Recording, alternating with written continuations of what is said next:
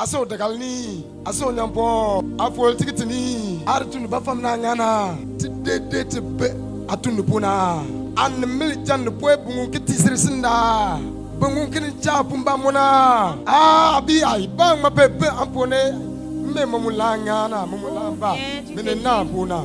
Qui parle de la fidélité parle de la sainteté aussi. Et le Seigneur nous appelle dans 1 Pierre 1,16, dit vous serez saints car je suis saint.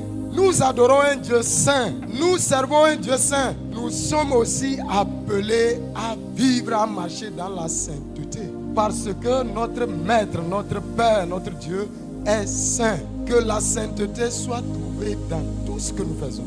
La fidélité attire l'exaucement. Les portes peuvent être fermées des années dans nos vies, mais pas une vie de fidélité à Dieu. Les portes qui sont fermées des années, un seul jour suffit à ce que ces portes s'ouvrent. Alléluia. Amen. Un seul jour suffit à ce que ces portes s'ouvrent.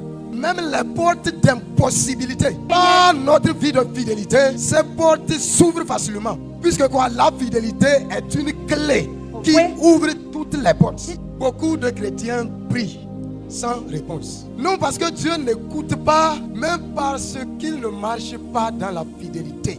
Personne ne peut être exaucé en vivant dans le péché. La Bible dit à ta résolution connaîtra le succès. Notre papa Tchandao pouvait dire cette phrase-là. Il dit la fidélité a des fruits et l'infidélité conduit nécessairement à l'échec. Ce que cet homme de Dieu a dit, c'est puissant. La fidélité a des fruits et l'infidélité conduit nécessairement à l'échec.